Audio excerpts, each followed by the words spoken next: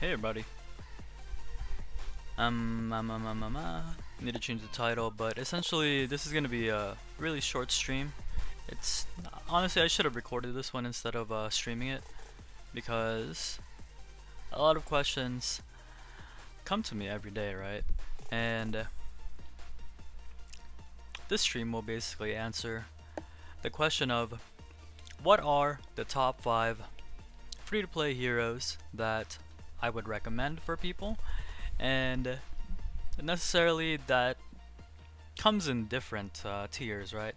A lot of people want to focus on Colosseum, and so there's a top 5 free-to-play heroes for Colosseum, and a lot of people want to focus on, say, building, right? Or building up their castle more towards administrative buffs. So there's a top 5 for that as well, and then there's a top 5 for free-to-play army heroes, right? So Colosseum, the administrative buffs, and your free-to-play army heroes, right? So let me change the title real quick.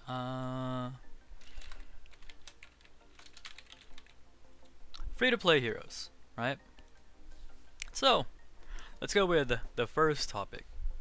The first topic is gonna be for Colosseum. Alright?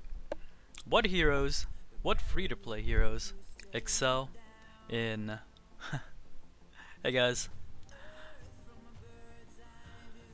Well, yes, I will have a live stream of KVK, that's for sure. And it's gonna be a pretty long live stream because I go in during KVK. But anyways, I'm gonna stop reading chat for a bit just so I can start explaining. Essentially, the top 1 hero for Colosseum is Rose Knight. Hands down.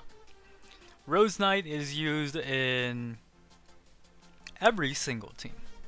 I don't even think of I don't think you can play Colosseum without Rose Knight at all, right? As you can see, Rose Knight is essential to Colosseum success, right? Oh man, that's too bad, Hamd. But Rose Knight is gonna be rank 1 in that, and the reason for that is because she heals, she tosses out a stun, and she has like this shield that she gives off at the beginning of each fight, right? So here's her stun, her active. She heals the lowest HP ally, I think it is, right? And she has this shield that comes off at the very beginning, and I didn't even know about her passive, which was this magic defense buff, right? So Rose Knight goes at rank 1. So I think you guys already know what number 2 is going to be. And number 2 is our good friend, the Demon Slayer. Demon Slayer is crucial as well, but he's not used in every lineup like Rose Knight is. But Demon Slayer is, yeah, would be definitely Demon Slayer would be the second choice if you were to look for a hero for Colosseum. Because why Colosseum, you ask? Because Colosseum is the way that people get gems daily, right? And not everybody has the money to invest in pay-to-play heroes, right? So these are your choices. So Demon Slayer is good, mainly because he has this, I think he has like a lifesteal thing, right? Oh, he doesn't. He doesn't. But anyways, what makes him excel the most is how he's one of those champions or one of those heroes that just dashes in. He's one of those heroes that dashes in, and he essentially just like has the capability to one-hit the backline champions like Lore Weaver or backline heroes. I played too much League of Legends, I guess. So he has that capability to one-hit or two-hit the backline heroes like Prima Donna, Lore Weaver, Witch Doll, and the list goes on, right? I'm pretty sure you guys have seen it all. This guy will basically decide the outcome of a Colosseum fight from time to time. His skill, this is an AoE skill, hits like the 5 closest heroes. This is the dash that I was talking about. It does so much damage, and if this crits, this like decides the game. I didn't even know that he did this. What does this do? Releases a powerful spell that binds nearby enemies in a small area, dealing damage and inflicting silence for 3 seconds. I see, so he also has a silence. I didn't know that myself, so I'm actually learning. And I guess he has a lot of magic defense with his last passive. Third for this, I would suggest Tracker, from what I'm looking at. Yes, Tracker for sure. Tracker is good because Tracker has a large amount of crit. It's here somewhere. Yes, Tracker has a large amount of crit, and her ultimate, this Fatal Shot, deals so much damage. As you can see, 10.5 thousand damage. That's 2 times of Demon Slayer's dash. Right? I'm sure you guys have seen this. Whenever this goes off, if it hits something that's not a tank and it crits, it's a one-shot thing. It does so much damage. And then there's this AoE. Is this the AoE? This is the AoE, right? So, no, this is the AoE.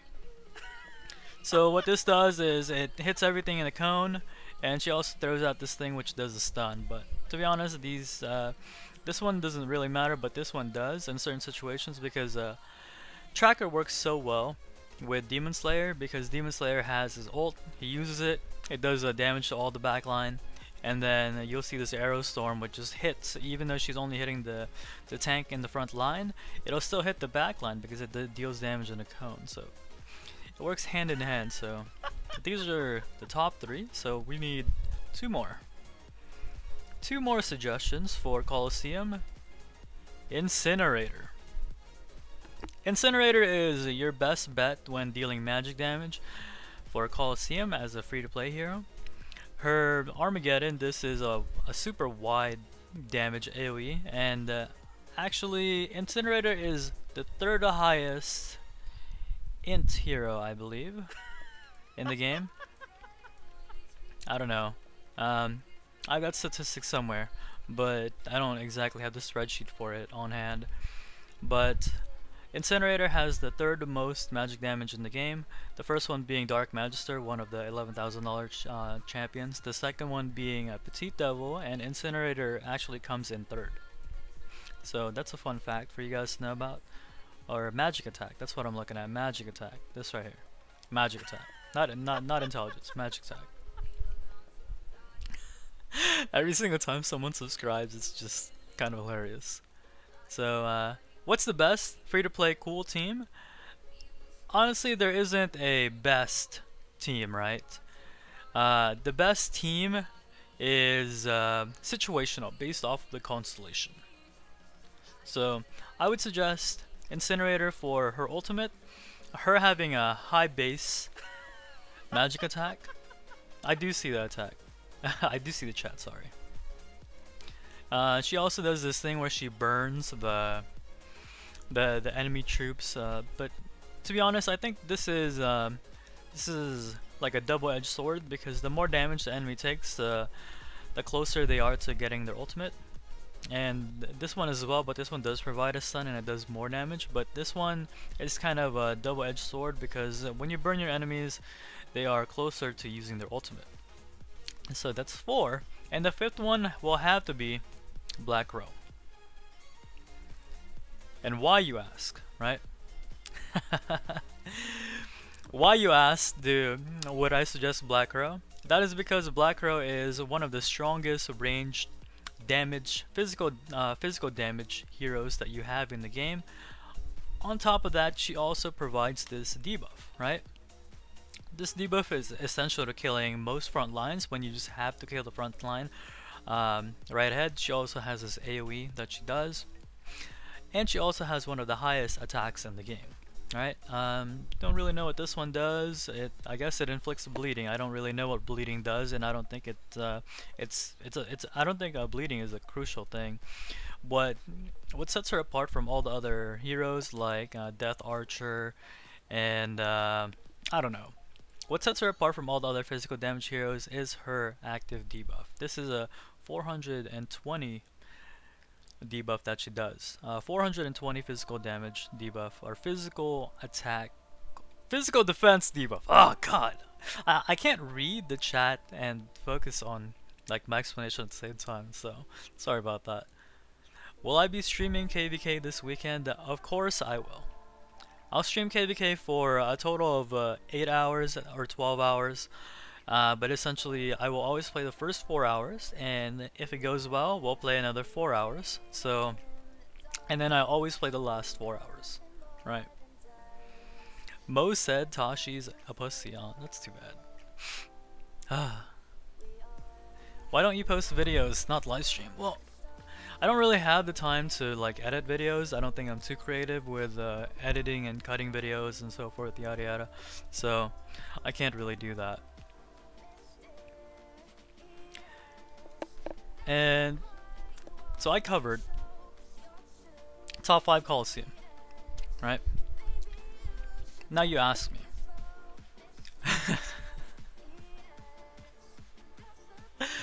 Come on guys, can we just not flame VNN?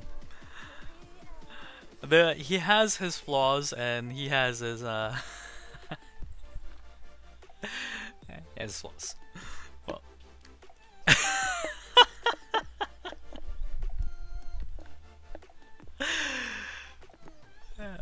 God.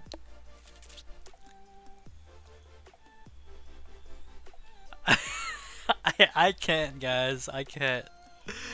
So I went through the top 5 for Colosseum, but then there's also the top 5 for administrative buffs. And the first one I would recommend is Trickster. Where's Trickster? Trickster, right? Trickster is good for his 2 administrative buffs. That is mainly, or 3. Oh, God, I should have prepared better for this. Mainly, his research boost, right? Should I rush to Castle 25 or no Tashi? I do believe that you should rush to Castle 25 because you are able to access the 3rd accessory slot. The 3rd accessory slot lets you have that the 3rd research accessory, the 3rd construction accessory, a 3rd accessory in general, right? On top of that, you also have your level 25. On top of that, you also have your level 25 building bonuses, right? So there's a lot of level 25 perks that you get on top of being level 24. So if you want to stay 24, I honestly suggest that you stay like 22 or 23 or something, right? But 24 and 25 is a vast difference, right? You're able to unlock tier 4 research at Castle 25. You can only unlock level 10 research at Castle 24, right? With an Academy 24. So there's a lot of perks to getting 25 and to getting 25 first. Y'all, mainly because you will be able to access level 25 buildings, especially for like a barracks, because you have there is the space doubles, right? So you go from 2.5k to 5k. If you guys remember the troop training video that I mentioned before, the higher the capacity, the higher you are in the gemming tiers for your troops, right? And essentially when you are training tier 1s and tier 2s, that matters a lot. When you're training tier 3s at lower levels before you have the barracks expansion, then it matters a lot because it'll put you in the 15-hour training bracket. It's so many different factors, and you also have the training speed from having or the 4% extra training speed that you have for a level 25 manor. Not necessarily for a 25 infirmary, but your infirmary space does increase a lot from from 24 to 25, right? The jump from a 24 and 25 is vast. So if you ask me, yes, rush to Castle 25, and my main explanation for that is just for the accessories, right? Plus you have all the other perks, and you have this level 25 vault, which you can store gold when you have a level 25 vault, right? So a lot of new players are gonna get robbed, right? That's essentially how this game is. A lot of new players will get robbed, right? And so the best way to do that is you have to shield, shelter, whatever you do, but shielding costs gems if you don't have gems on hand. So you shelter, but then that means your resources are held open. And if you don't have a level 25 vault, then your vault's just getting raided every single time and you don't have any gold, right? So, what I was covering. I keep getting sidetracked, guys. You got a dirty tash. I went with Trickster, right? Trickster's the first one because Trickster has 3 administrative stats, the first one and the main one being the research boost that you get for Trickster. Plus you also have the convenience of having extra energy regeneration, though new players... What the heck happened to my... Whoa, that was weird. Did I like move it or something? Whatever. Anyways, you just came from Chick-fil-A. Dude, the Chick-fil-A sauce is so good. But essentially, you have... I can't. It's like there's like a side conversation going on, and I'm trying to explain, and then people are making me laugh, and then there's like VNN jokes, and but essentially energy restoration and the extra energy that you have. Also, that's 2. We have 2 guys. The third one being Scarlet Bolt, because Scarlet Bolt has construction speed and an energy boost. Let's make this quick, guys. Let's make this quick. I only wanted this video to be like how long? Like 15 minutes, and we're already over that, and I'm not even halfway done. I would ask you guys to stop subscribing, but I'm not gonna ask you to do that. Or maybe I should just take it off because I can't concentrate. But where is it? Sage of the Storms is who we're looking for. Sage of Storms would be number 4 because Sage of Storms has this construction. What are we at? Number 3, number 4? I lost count. Jesus Christ. I lost count. What are we at? We're at 1, right? We have Trickster, we have Scarlet Bolt, and now we're at Sage of Storms. We're at 3, right? So we're at Sage of Storms. So Sage of Storms is 3 because he has this construction speed boost. Who really cares about trap attack? But I don't know. If you like trap attack, then all for you, man. But are there any other administrative boosts that you would aim for? Not necessarily, right? The other ones all give like food production, stone production, gold production, and stuff like that. So I guess we only have 3 for administrative boosts. And now you ask me, what are you used for war? The ones for war are... My dog's barking at something. So there's more distraction. I can't even... I can't focus! Maybe I should have done a recording, right? Maybe you're right, Hand. This should have been a recording. This should have been a recording. But the 5 war heroes are basically 1 Rose Knight, right? Rose Knight is the king or the queen of all free-to-play heroes, and the other one that would actually trump her would be Watcher. But let's be real. It takes a long time to get Watcher. It takes a couple of months to get Watcher. So Watcher would actually be the number 1 free to play because you don't actually need to pay to get Watcher, right? But Watcher would be number 1, but we're gonna count him out, right? For players to start off with, start leveling, start getting the medals for heroes, right? Rose Knight would be number 1. And the reason why she's number 1 is because she provides an army attack boost. That means whenever you're defending your turf, she'll always be one of the best heroes for your turf. Whenever you're attacking, if you don't have, say, a fifth infantry hero when you're hitting full imp, Rose Knight will still give you that 20% army attack boost, right? Rose Knight, numero 1, right? She is the queen of free-to-play army heroes. Now, the rest of these heroes are situational, right? If you want to hit with infantry, if you want to hit with cavalry, if you want to hit with ranged, it's up to you on which one to max, because I'm just going to suggest you go for the one with attack and HP. You don't want to go for the one with attack and defense, or you don't want to just go for the one with just attack, and you don't want to go for the one with just defense. But you know, with that being said, I think I missed something, and I'm ashamed because I never really needed it myself. She's all the way down here. Or he is. Bombing Goblin also provides army attack. Bombing Goblin also provides army attack, right? So after Rose Knight, if you want to focus for a more army centric, if you want to be like a solo trap or something, Bombing Goblin is really good because Bombing Goblin has army attack.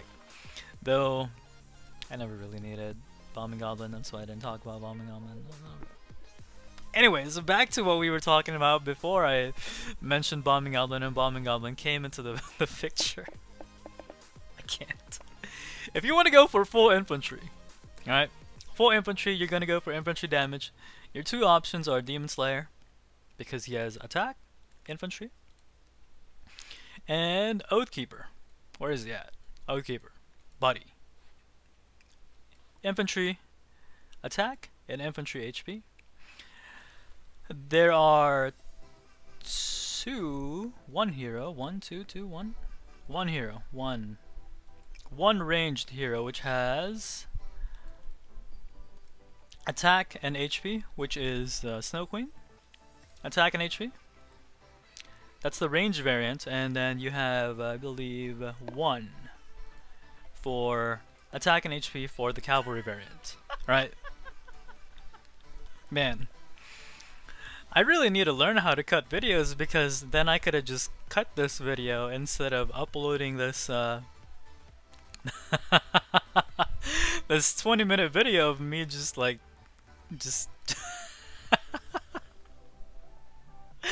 just laughing every single time someone subs. But I wanted to cut it. I wanted to cut it short. First things first, I'm hungry. Second, I still need to do some work. And third, I wanted to cut it short, right? So I should have just recorded this. But I do love the stream interaction. I do love when people are around. So thank you guys for tuning in. It has been wonderful. This whole experience has been really fun.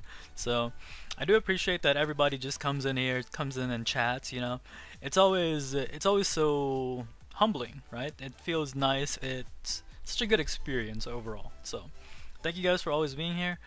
It's Friday today, and I think that KVK starts. When does KVK start? KVK will start 16 hours from now, which puts it at. Wait, 16 hours from now, right? So, if I'm not retarded, then this starts early in the morning, 9 a.m. my time, right? So, the next time I'm going to be streaming, it'll be during KVK.